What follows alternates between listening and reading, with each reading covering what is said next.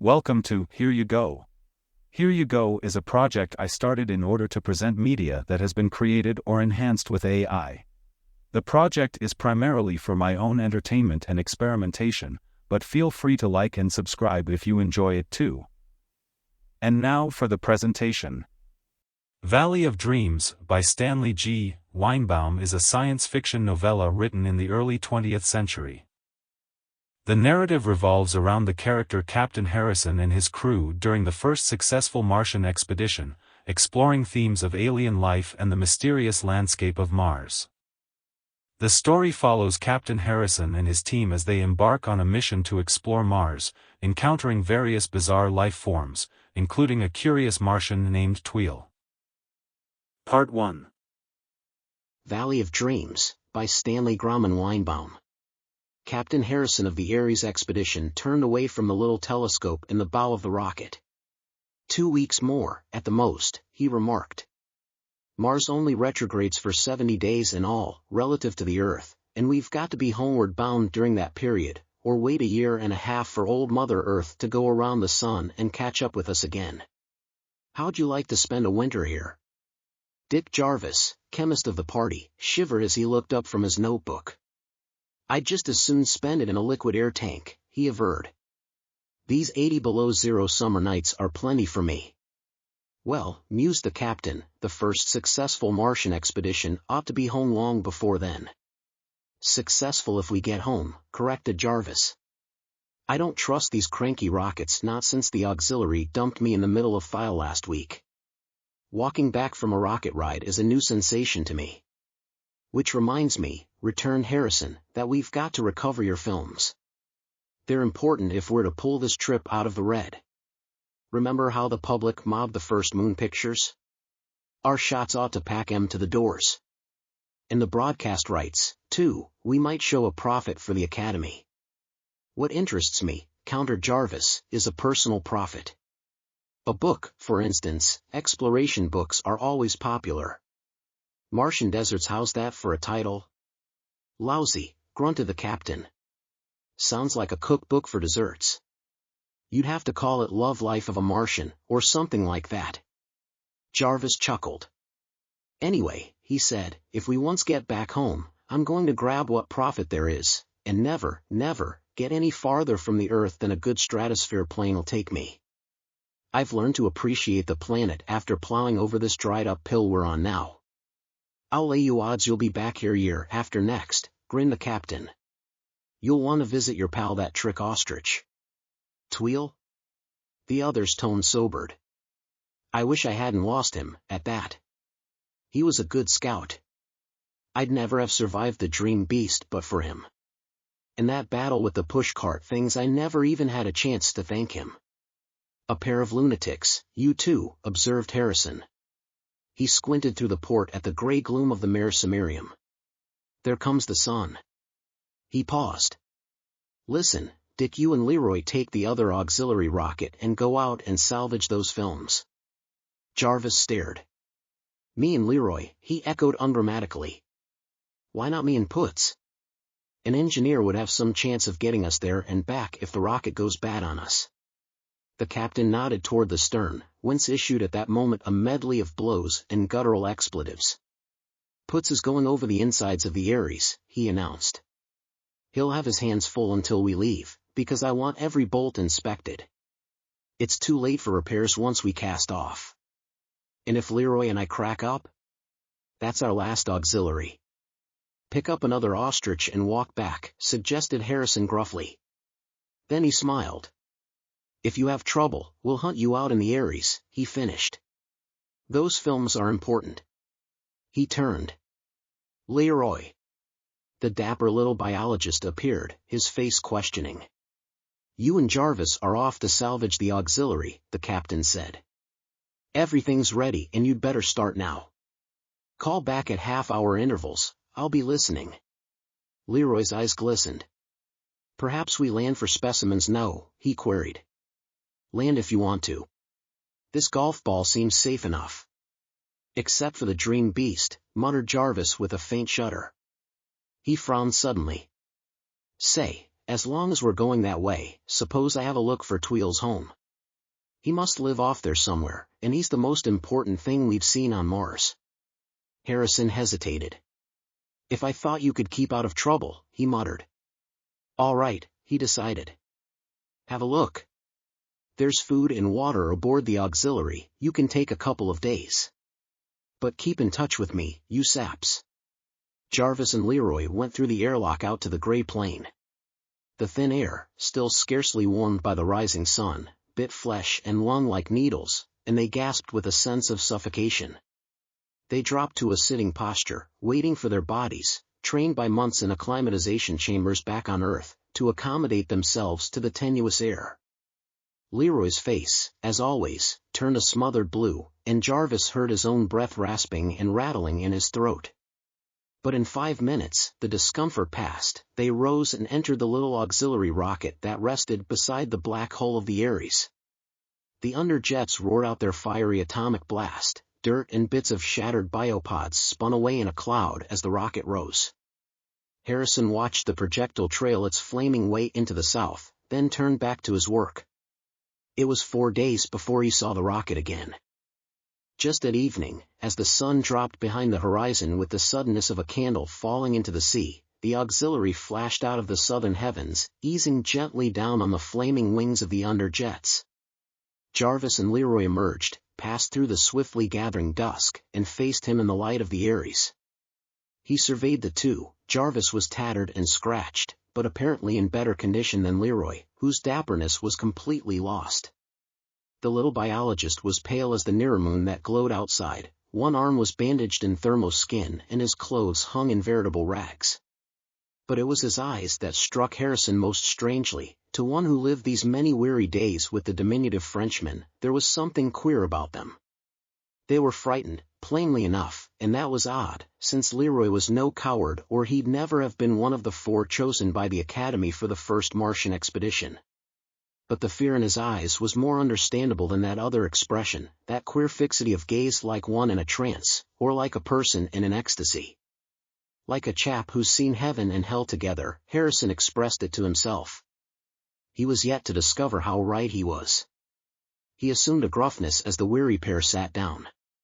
You're a fine-looking couple, he growled. I should have known better than to let you wander off alone. He paused. Is your arm all right, Leroy? Need any treatment? Jarvis answered. It's all right, just gashed. No danger of infection here, I guess. Leroy says there aren't any microbes on Mars. Well, exploded the captain, let's hear it, then. Your radio reports sounded screwy. Escaped from paradise. Huh. I didn't want to give details on the radio, said Jarvis soberly. You'd have thought we'd gone loony. I think so, anyway. Moi aussi, muttered Leroy. I too. Shall I begin at the beginning? Queried the chemist. Our early reports were pretty nearly complete. He stared at Putz, who had come in silently, his face and hands blackened with carbon, and seated himself beside Harrison. At the beginning, the captain decided. Well, began Jarvis, we got started all right, and flew due south along the meridian of the Ares, same course I'd followed last week. I was getting used to this narrow horizon, so I didn't feel so much like being cooped under a big bowl, but one does keep overestimating distances. Something 4 miles away looks 8 when you're used to terrestrial curvature, and that makes you guess its size just 4 times too large. A little hill looks like a mountain until you're almost over it. I know that, grunted Harrison. Yes, but Leroy didn't, and I spent our first couple of hours trying to explain it to him. By the time he understood, if he does yet, we were past Samarium and over that Xanthus desert, and then we crossed the canal with the mud city and the barrel-shaped citizens and the place where Tweel had shot the dream beast. And nothing would do for Pierre here but that we put down so he could practice his biology on the remains. So we did. The thing was still there. No sign of decay, couldn't be, of course, without bacterial forms of life, and Leroy says that Mars is as sterile as an operating table. Come look her dune file use, corrected the little biologist, who was beginning to regain a trace of his usual energy. Like an old maid's heart. However, resumed Jarvis, about 100 of the little gray-green biopods had fastened onto the thing and were growing and branching. Leroy found a stick and knocked them off, and each branch broke away and became a biopod crawling around with the others. So he poked around at the creature, while I looked away from it. Even dead, that rope-armed devil gave me the creeps. And then came the surprise, the thing was part plant. "Save Ray," confirmed the biologist. "It's true." "It was a big cousin of the biopods," continued Jarvis. Leroy was quite excited. He figures that all Martian life is of that sort, neither plant nor animal. "Life here never differentiated," he says. "Everything has both natures in it, even the barrel creatures, even Tweel." I think he's right, especially when I recall how Tweel rested, sticking his beak in the ground and staying that way all night. I never saw him eat or drink either. Perhaps his beak was more in the nature of a root, and he got his nourishment that way. "Sounds nutty to me," observed Harrison. "Well," continued Jarvis, "we broke up a few of the other growths and they acted the same way. The pieces crawled around, only much slower than the biopods, and then stuck themselves in the ground. Then Leroy had to catch a sample of the walking grass, and we were ready to leave when a parade of the barrel creatures rushed by with their push carts. They hadn't forgotten me, either. They all drummed out, 'We are Yens ouch,' just as they had before. Leroy wanted to shoot one and cut it up, but I remembered the battle Tweel and I had had with them, and vetoed the idea. But he did hit on a possible explanation as to what they did with all the rubbish they gathered. "Made mud pies, I guess," grunted the captain. "More or less," agreed Jarvis. "They use it for food," Leroy thinks. "If they're part vegetable, you see, that's what they'd want, soil with organic remains in it to make it fertile. That's why they ground up sand and biopods and other growths all together." "See?" dimly countered Harrison. "How about the suicides?" Leroy had a hunch there, too. "The suicides jump into the grinder when the mixture has too much sand and gravel. They throw themselves in to adjust the proportions." "Rats," said Harrison disgustedly. "Why couldn't they bring in some extra branches from outside?" "Because suicide is easier. You've got to remember that these creatures can't be judged by earthly standards. They probably don't feel pain, and they haven't got what we'd call individuality. Any intelligence they have is the property of the whole community, like an ant heap. That's it. Ants are willing to die for their ant hill, so are these creatures." "So are men," observed the captain, "if it comes to that." "Yes, but men aren't exactly eager. It takes some emotion like patriotism to work them to the point of dying for their country. These things do it all in the day's work." He paused. "Well, we took some pictures of the dream beast and the barrel creatures, and then we started along. We sailed over Xanthus, keeping as close to the meridian of the Aries as we could, and pretty soon we crossed the trail of the pyramid builder. So we circled back to let Leroy take a look at it, and when we found it, we landed. The thing had completed just 2 rows of bricks since Tweel and I left it, and there it was, breathing in silicon and breathing out bricks as if it had eternity to do it in, which it has. Leroy wanted to dissect it with a Boland explosive bullet, but I thought that anything that had lived for 10 million years was entitled to the respect due old age, so I talked him out of it. He peeped into the hole on top of it and nearly got beamed by the arm coming up with a brick, and then he chipped off a few pieces of it, which didn't disturb the creature a bit. He found the place I'd chipped, tried to see if there was any sign of healing, and decided he could tell better in 2,000 or 3,000 years. So he took a few shots of it and sailed on. Mid-afternoon we located the wreck of my rocket. Not a thing disturbed. We picked up my films and tried to decide what next. I wanted to find Tweel if possible. I figured from the fact of his pointing south that he lived somewhere near Tweel. We plotted our route and judged that the desert we were in now was Tweel too. Tweel I should be east of us. So, on a hunch, we decided to have a look at Tweel I, and away we buzzed. "Der motors?" queried Putz, breaking his long silence. "For a wonder, we had no trouble, Carl. Your blast worked perfectly." So we hummed along, pretty high to get a wider view, I'd say about 50,000 feet. Tweel 2 spread out like an orange carpet, and after a while we came to the gray branch of the Marcronium that bounded it. That was narrow. We crossed it in half an hour, and there was Tweel, same orange-hued desert as its mate. We veered south, toward the Mare Australe, and followed the edge of the desert. And toward sunset we spotted it. Spotted, echoed Putz. Vot vas spotted? The desert was spotted with buildings. Not one of the mud cities of the canals, although a canal went through it. From the map we figured the canal was a continuation of the one Schiaparelli called Ascanius. We were probably too high to be visible to any inhabitants of the city, but also too high for a good look at it, even with the glasses. However, it was nearly sunset, anyway, so we didn't plan on dropping in. We circled the place. The canal went out into the Mare Australe, and there, glittering in the south, was the melting polar ice cap. The canal drained it. We could distinguish the sparkle of water in it. Off to the southeast, just at the edge of the Mare Australe, was a valley, the first irregularity I'd seen on Mars except the cliffs that bounded Xanthus and Tweel too. We flew over the valley. Jarvis paused suddenly and shuddered. Leroy, whose color had begun to return, seemed to pale. The chemist resumed, "Well, the valley looked all right then. Just a gray waste, probably full of crawlers like the others." We circled back over the city. "Say, I want to tell you that place was, well, gigantic. It was colossal. At first I thought the size was due to that illusion I spoke of, the nearness of the horizon, but it wasn't that. We sailed right over it, and you've never seen anything like it." But the sun dropped out of sight right then. I knew we were pretty far south, latitude 60, but I didn't know just how much night we'd have. Harrison glanced at a Schiaparelli chart.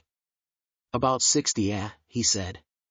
"Close to what corresponds to the Antarctic Circle. You'd have about 4 hours of night at this season. 3 months from now you'd have none at all." "3 months," echoed Jarvis, surprised. Then he grinned. "Right. I forget the seasons here are twice as long as ours." Well, we sailed out into the desert about 20 miles, which put the city below the horizon in case we overslept, and there we spent the night. You're right about the length of it. We had about 4 hours of darkness, which left us fairly rested. We ate breakfast, called our location to you, and started over to have a look at the city. We sailed toward it from the east, and it loomed up ahead of us like a range of mountains. Lord, what a city! Not that New York mightn't have higher buildings, or Chicago cover more ground, but for sheer mass, those structures were in a class by themselves. Gargantuan. There was a queer look about the place, though. You know how a terrestrial city sprawls out, a nimbus of suburbs, a ring of residential sections, factory districts, parks, highways. There was none of that here. The city rose out of the desert as abruptly as a cliff. Only a few little sand mounds marked the division, and then the walls of those gigantic structures. The architecture was strange, too.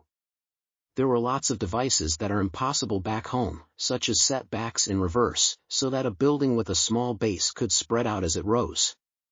That would be a valuable trick in New York, where land is almost priceless, but to do it, you'd have to transfer Martian gravitation there. Well, since you can't very well land a rocket in a city street, we put down right next to the canal side of the city, took our small cameras and revolvers, and started for a gap in the wall of masonry. We weren't 10 feet from the rocket when we both saw the explanation for a lot of the queerness. The city was in ruin. Abandoned, deserted, dead as Babylon. Or at least, so it looked to us then, with its empty streets which, if they had been paved, were now deep under sand. "A ruin, commented Harrison. "How old?" "How could we tell?" countered Jarvis. "The next expedition to this golf ball ought to carry an archaeologist and a philologist, too, as we found out later. But it's a devil of a job to estimate the age of anything here. Things weather so slowly that most of the buildings might have been put up yesterday. No rainfall, no earthquakes, no vegetation is here to spread cracks with its roots, nothing. The only aging factors here are the erosion of the wind, and that's negligible in this atmosphere, and the cracks caused by changing temperature. And one other aged meteorites. They must crash down occasionally on the city, judging from the thinness of the air, and the fact that we've seen 4 strike ground right here near the Aries." 7, corrected the captain. 3 dropped while you were gone. Well, damage by meteorites must be slow, anyway. Big ones would be as rare here as on Earth, because big ones get through in spite of the atmosphere, and those buildings could sustain a lot of little ones. My guess at the city's age, and it may be wrong by a big percentage, would be 15,000 years. Even that's thousands of years older than any human civilization. 15,000 years ago was the late Stone Age in the history of mankind. So Leroy and I crept up to those tremendous buildings feeling like pygmies, sort of awestruck, and talking in whispers. I tell you, it was ghostly walking down that dead and deserted street, and every time we passed through a shadow, we shivered, and not just because shadows are cold on Mars. We felt like intruders, as if the great race that had built the place might resent our presence even across 150 centuries. The place was as quiet as a grave, but we kept imagining things and peeping down the dark lanes between buildings and looking over our shoulders. Most of the structures were windowless, but when we did see an opening in those vast walls, we couldn't look away, expecting to see some horror peering out of it. Then we passed an edifice with an open arch. The doors were there, but blocked open by sand. I got up nerve enough to take a look inside, and then, of course, we discovered we'd forgotten to take our flashes. But we eased a few feet into the darkness and the passage debouched into a colossal hall. Far above us a little crack let in a pallid ray of daylight, not nearly enough to light the place. I couldn't even see if the hall rose clear to the distant roof. But I know the place was enormous. I said something to Leroy and a million thin echoes came slipping back to us out of the darkness. And after that, we began to hear other sounds, slithering, rustling noises, and whispers, and sounds like suppressed breathing, and something black and silent passed between us and that faraway crevice of light. Then we saw 3 little greenish spots of luminosity in the dusk to our left. We stood staring at them, and suddenly they all shifted at once. Leroy yelled, "Ce sont you," and they were eyes. Well, we stood frozen for a moment, while Leroy's yell reverberated back and forth between the distant walls, and the echoes repeated the words in queer, thin voices. There were mumblings and mutterings and whisperings and sounds like strange soft laughter, and then the 3-eyed thing moved again. Then we broke for the door. We felt better out in the sunlight. We looked at each other sheepishly, but neither of us suggested another look at the buildings inside, though we did see the place later, and that was queer, too, but you'll hear about it when I come to it. We just loosened our revolvers and crept on along that ghostly street. The street curved and twisted and subdivided.